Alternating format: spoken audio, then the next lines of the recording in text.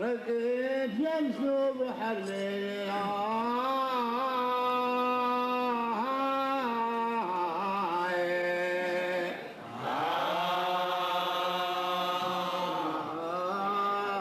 من حيث يهلج معاد منا وصل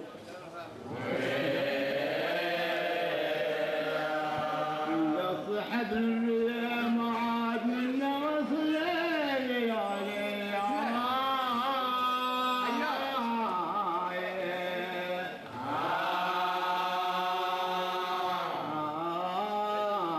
لكاني في جزرة حايط علي بحر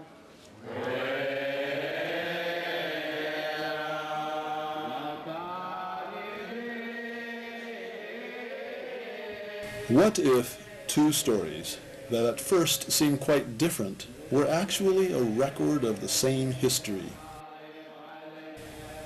The Bible tells of a proud people who tried to build a tower to heaven. The Lord confounded their language and thus divided the world.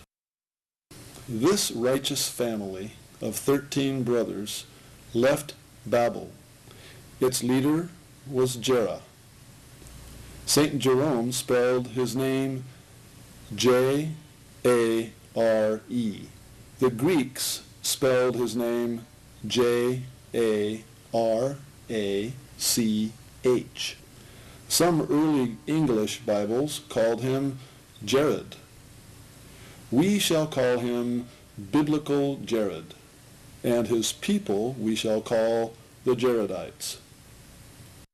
The Book of Mormon also records a story that started at the Tower of Babel. It's a story of a family of brothers who left Babel under the leadership of Jared. And his people were called the people of Jared, the Jaredites.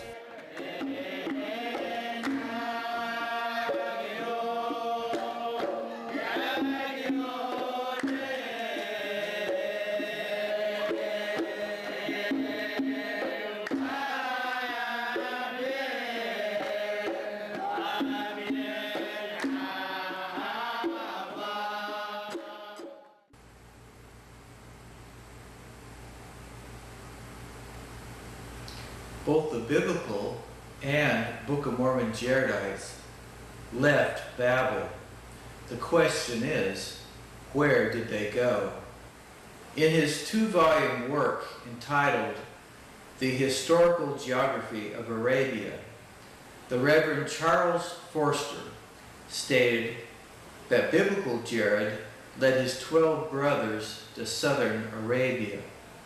He wrote that Jared was universally known in Arabia by the title Abu Yemen, father of Yemen. To this day, the names of several of Jerah's or Jared's brothers can be identified with place names in southern Arabia. Biblical Jared had a brother named Ophir. The famous biblical port of Ophir was named after him. According to the LDS Bible Dictionary, Ophir, probably a port in southern Arabia. Biblical Jared and his brothers settled in South Arabia from Mesha unto Sephar, a mount on the east. Many Bible scholars believe that Sephar is today's Dhofar region of Oman. They believe that the mount on the east was Jebel Samhan, found at the eastern end of Dhofar, next to the Indian Ocean. It is the tallest mountain in southern Oman. These scholars believe that the natural harbor below Mount Samhan, called Korori, was the ancient harbor named Ophir, after the brother of biblical Jared. Still others believe that Ophir, and perhaps other Jaredites, left the port of Ophir and sailed away.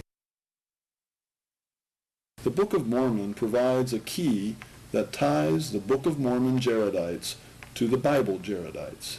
It is a story of another family that fled into Arabia, built a ship, and sailed to the New World. The key is the story of Nephi and his family. In our book on the Lehi-Nephi Trail, Richard Wellington and I presented compelling evidence that Nephi built his ship at the natural inlet called Korori. Korori is probably the ancient port of Ophir, named after the brother of biblical Jared. If Ophir was also the brother of the Book of Mormon Jared, then he probably built his ship at this harbor. To validate this theory, we can see if the Book of Mormon description of the place where Nephi built his ship agrees with the description of the port where the Jaredites built their barges. If they agree, then there is reasonable evidence to suggest that the Book of Mormon Jaredites left from Korori. The Jaredite story in the Book of Mormon provides 7 clues that seem to link the place where the Jaredites built their ships to Nephi's harbor at Korori. The Jaredites crossed a wilderness or quarter where no man ever lived. Nephi's family crossed a wilderness to reach the place where he built his ship. The Jaredites named their seashore camp after the brother of Jared. You have heard that the port of Korori, where Nephi built his ship, was probably the ancient port of Ophir, which was named after the brother of Jared. The Jaredites wrote that they crossed many waters. Nephi called the sea he crossed Iriantum, meaning many waters. The Jaredites camped by Mount Shalom, which was of exceeding height. Nephi climbed the mountain to converse with the Lord. Jared's people lived on the shoreline for 4 years before building their ships. This leads us to believe that the area was probably fertile. Now Nephi named the area Bountiful because of its much fruit. The Jaredites appear to have left honeybees at their campsite. Now Nephi noted the Bountiful had wild honey. The Jaredites, like Nephi, built and launched ships. Both parties needed a protected harbor.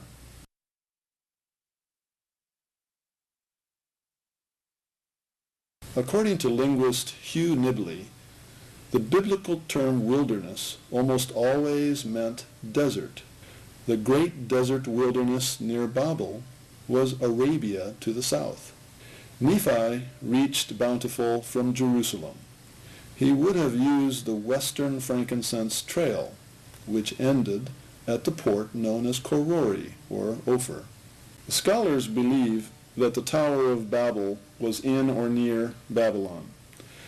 The Jaredites started their journey into the wilderness from the valley of Nimrod, which was probably a farming community just north of Babylon. The Lord had the Jaredites go to the valley to gather provisions for their journey. According to the Bible, Nimrod the hunter built several cities, all of which were relatively close to Babel, either to its north or south. When the Jaredites left the valley of Nimrod, they entered a wilderness or desert. This means that they traveled from watering hole to watering hole, following the Lord's guidance to the few oases that ran down the eastern side of Arabia. The wadis between these oases would later form the eastern branch of the frankincense trail that ended at Korori. Did the Jaredites travel this trail to southern Arabia? When they left the valley of Nimrod, the Book of Mormon states that they entered a wilderness, yea, into that quarter where there never had man been. The phrase, into that quarter, denotes a land which was specifically known, and it was a quarter where no one had ever lived. There is only one desert wilderness in the world known as the quarter where no man has ever lived. The great sand desert of Arabia, named Arub al-Khali, or the Empty Quarter. Indeed, the ancient trail from Babel to Korori crossed straight through the heart of the terrible Rub al-Khali. It is the largest sand desert in the world, having a landmass larger than the state of Utah. In his authoritative work, The Dictionary of Arabic Topography and Place Names, Nigel Groom states, Rub or Rab means quarter, fourth part, quarter area, neighborhood. Khali means empty, deserted, uninhabited. To this day, the Empty Quarter remains 300,000 square miles of virtually uninhabited desert. Let's take a night view from the International Space Station and see why it's called the Empty Quarter. Historically, southern Arabia has been known as the quarter where no man has ever lived. The question begs to be asked, was southern Arabia known as the Empty Quarter at the time of the Jaredites? The Sumerian tablets, called the Epic of Etana, records their mythology that God created the world in 4 regions.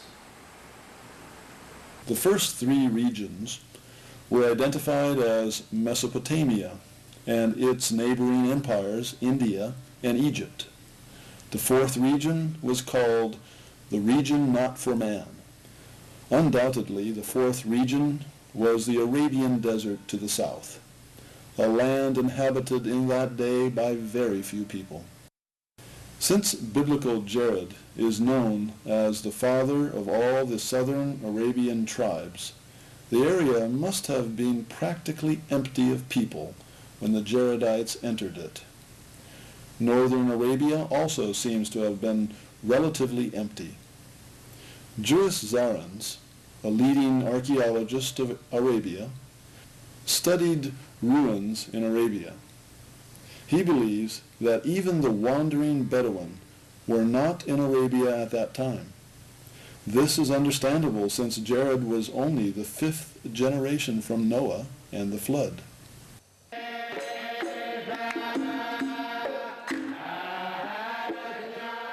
According to ancient Arab mythology, God created 4 quarters. 1, the sea. 2, where people live.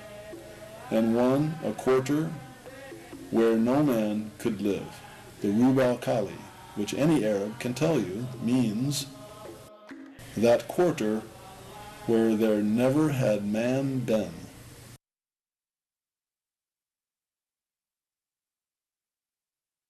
Nephi's harbor of Korori is believed to have been the port of Ophir, named after Ophir, the brother of biblical Jared.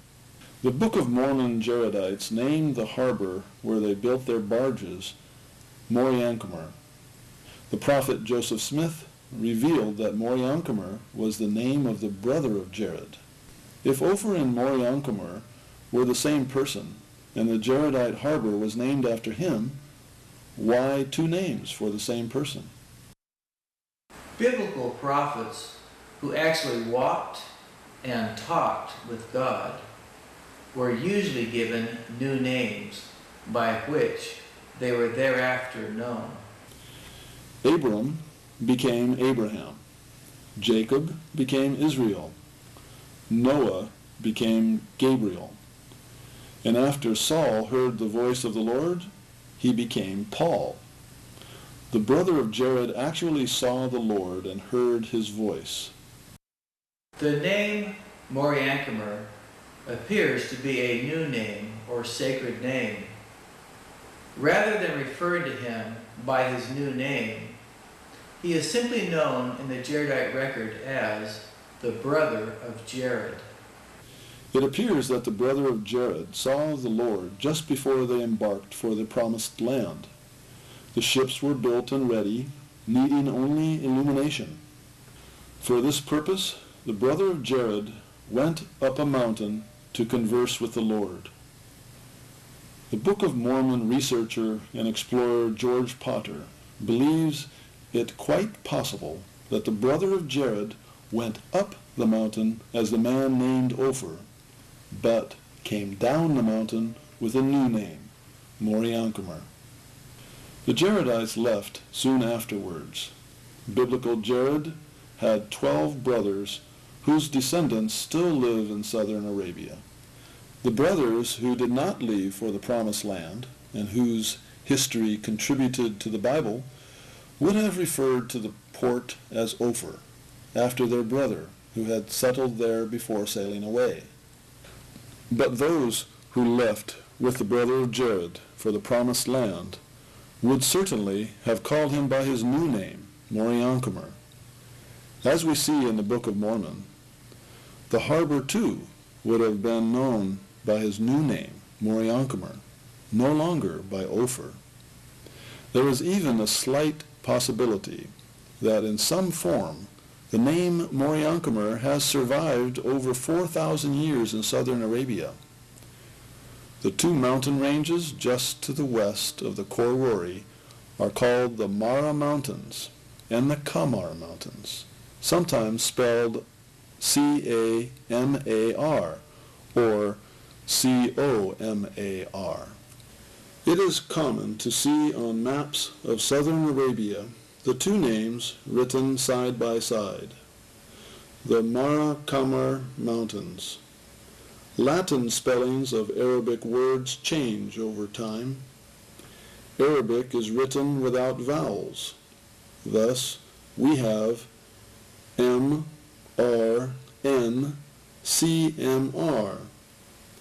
Moriancumer, the land where the Jaredites built their ships, and M-H-R-H-C-M-R, Mara Kamar, the two mountain ranges to the west of Khor Rori.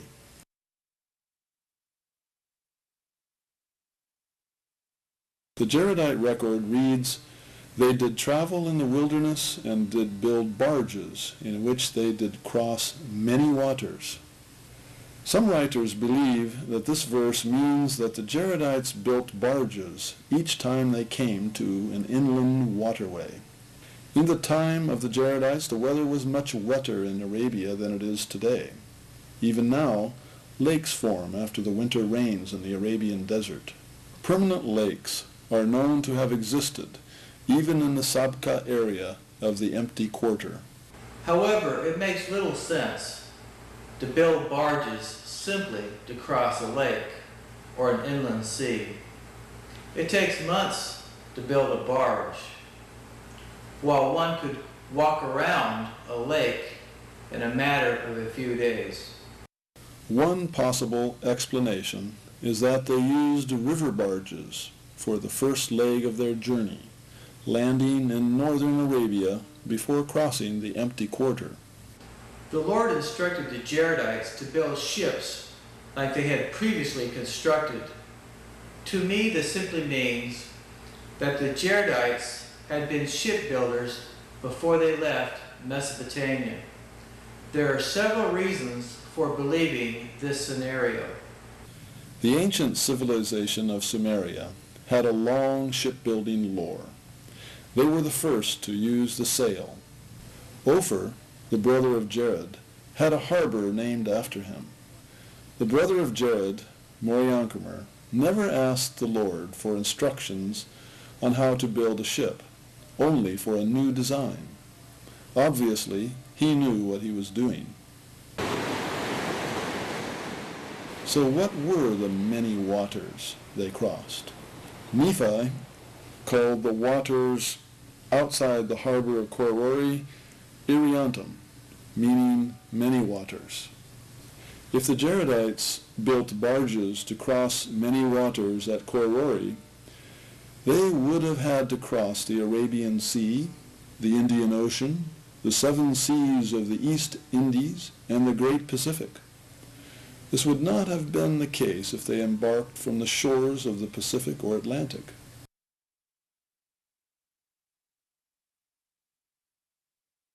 The biblical Jaredites, including Ophir, lived in southern Arabia as far east as Sephar, the mountain on the east. Rising above Korori is Samhan. It is the tallest mountain in all of southern Oman, and is at the east end of the land of Sephar, or Dopher. Both Nephi and the brother of Jared went from their camp on the seashore to a mountain to converse with the Lord about their ships. The accounts in the records of the biblical Jaredites, the Book of Mormon Jaredites, and Nephi all have a mountain overlooking a harbor.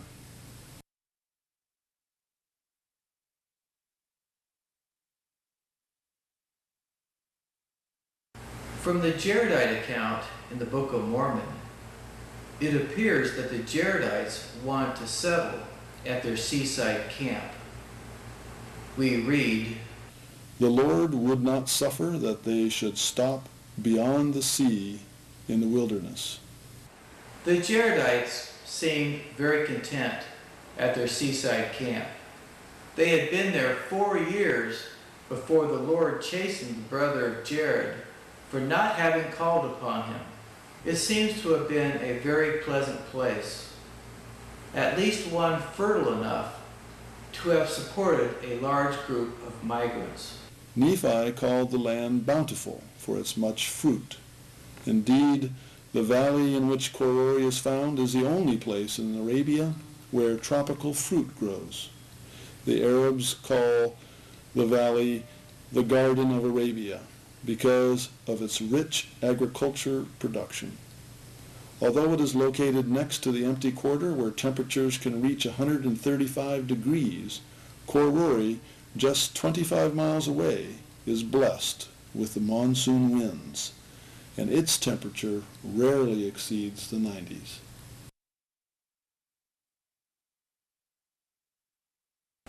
Honeybees were not native to much of the ancient world. The earliest biblical record we have is when the prophet Jacob sent a gift of honey to the Egyptian, Joseph, to try to win the release of his 2 sons.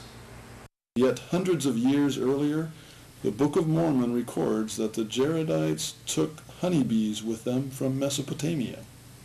Here the Book of Mormon is in harmony with what is known of the history of Mesopotamia.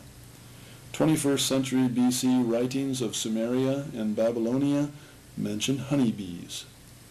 The European honeybee, what the Native Americans called the white man's flies, were not introduced in the Americas until 1638. So what did the Jaredites do with their bees when they left for the Promised Land? Apparently, they left their swarms at the seashore. Indeed, if the Jaredites camped at Korori, then the words of Nephi take on a special significance.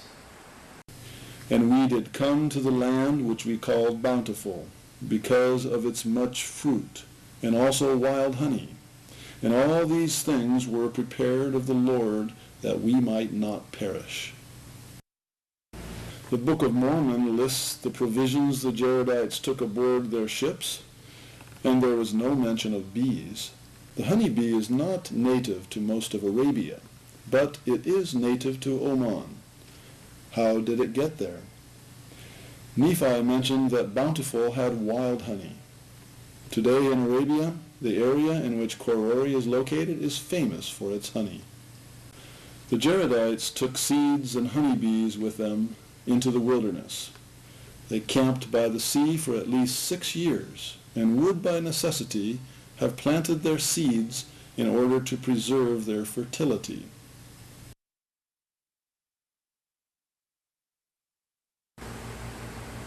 The brother of biblical Jared must have been a great seafarer, one very familiar with shipbuilding and sailing. The famous biblical harbor of Ophir was named after him.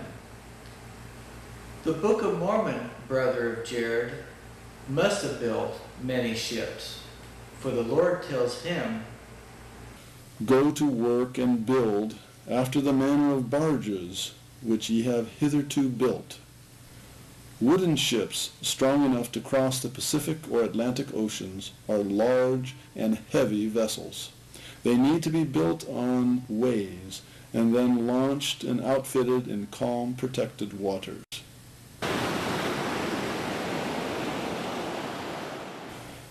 The southern Arabian shoreline is known for its rough surf and rocky cliffs.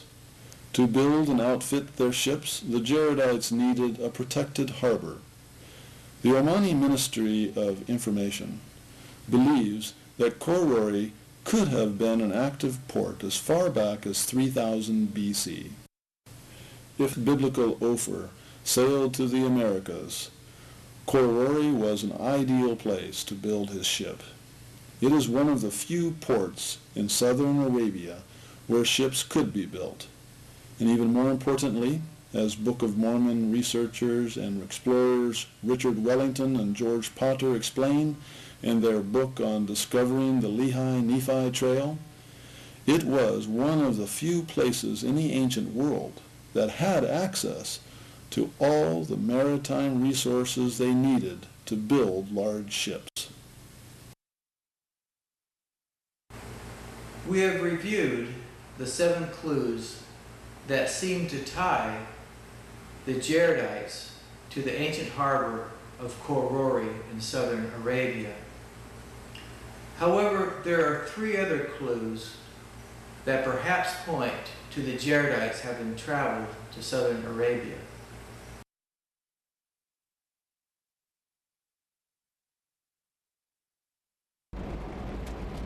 The Lord did go forth before the Jaredites in a cloud, and gave directions whither they should travel.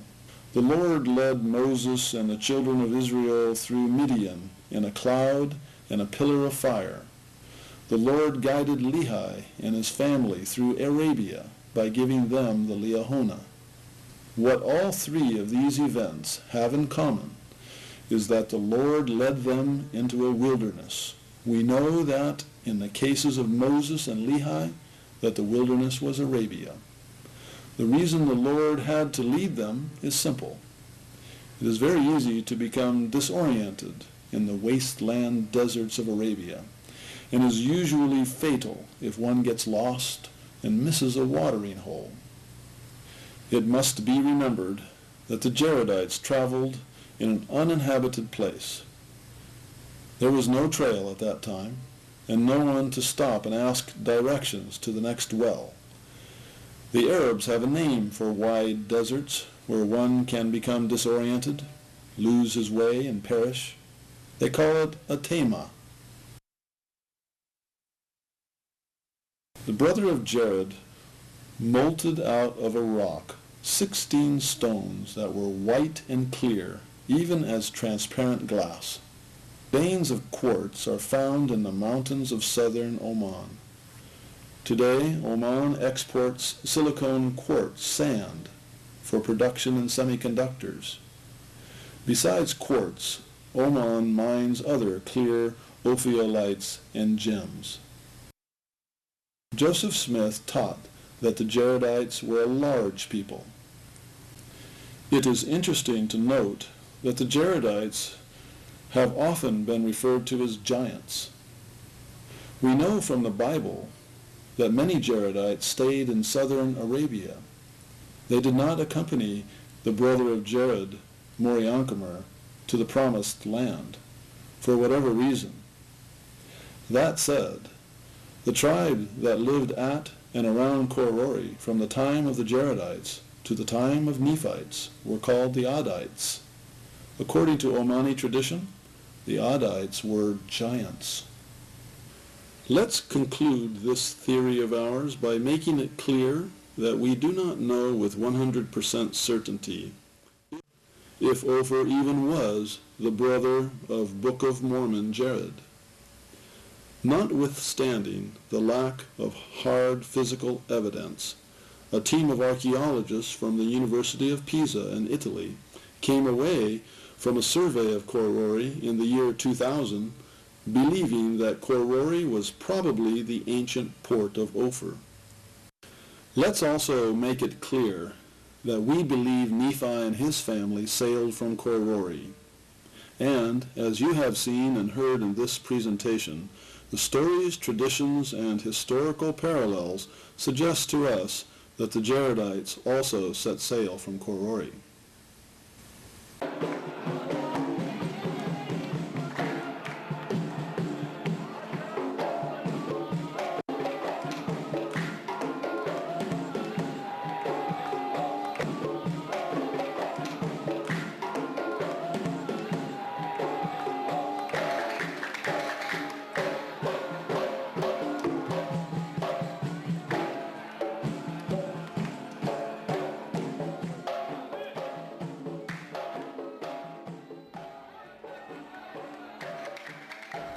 I'm George Potter, and I thank you for sharing this video with me.